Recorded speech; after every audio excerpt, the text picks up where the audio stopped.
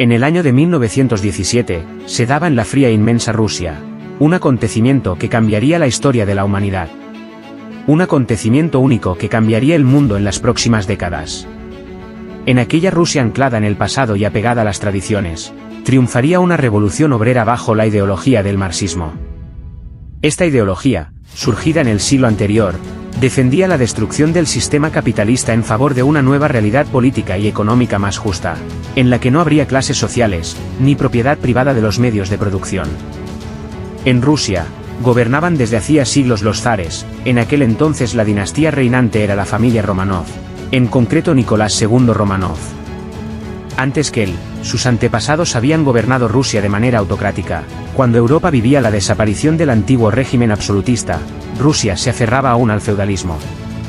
Sería el zar Alejandro II, el primero en dar algunos pasos para suavizar esta forma de gobernar Rusia, decretando la desaparición de la servidumbre en 1861.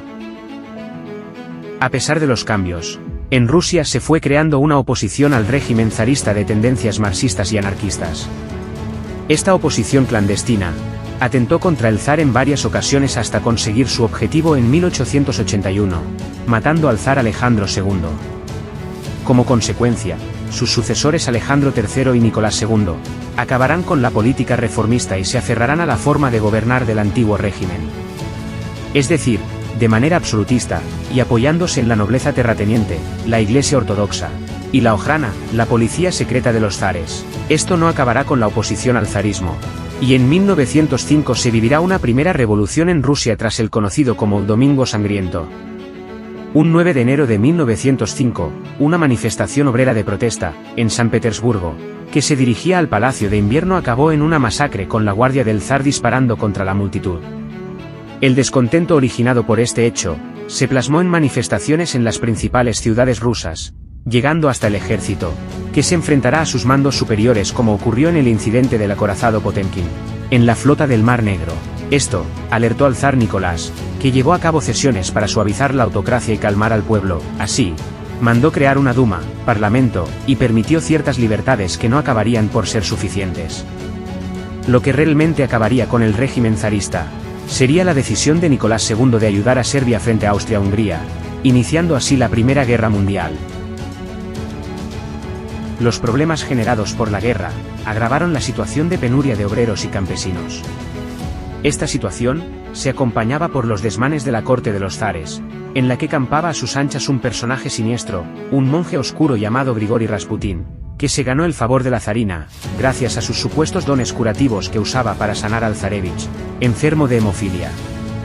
En este contexto se produjo la Revolución de Febrero de 1917, las continuas quejas y manifestaciones de obreros y soldados, llevó al punto de que el ejército no obedeciera a sus mandos. Esta fue la señal para que Nicolás II abdicara y abandonara el trono. Se formó un gobierno provisional dirigido por representantes de la burguesía.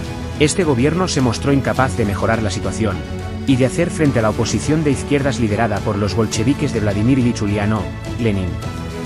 Este bolchevique se había mostrado como el principal ideólogo de la oposición siguiendo las directrices teóricas del marxismo, y adaptándolas a la realidad rusa. Acompañado por Trotsky dirigió una revolución proletaria que acabaría con el poder del gobierno provisional, en octubre de 1917. Los bolcheviques habían participado activamente en derrotar al general Kornilov que intentó restaurar el régimen zarista. Tras este éxito de los bolcheviques, y con el apoyo del pueblo, Lenin decidió la toma del Palacio de Invierno en San Petersburgo, con lo que se acababa con el gobierno provisional, y se iniciaba un proceso político que llevaría al Partido Comunista Ruso a tomar el poder y a crear un nuevo Estado, una unión de repúblicas socialistas soviéticas. Este nuevo Estado se convertirá en una potencia mundial mostrando al mundo una alternativa a los estados capitalistas. Pero esto es ya otra historia.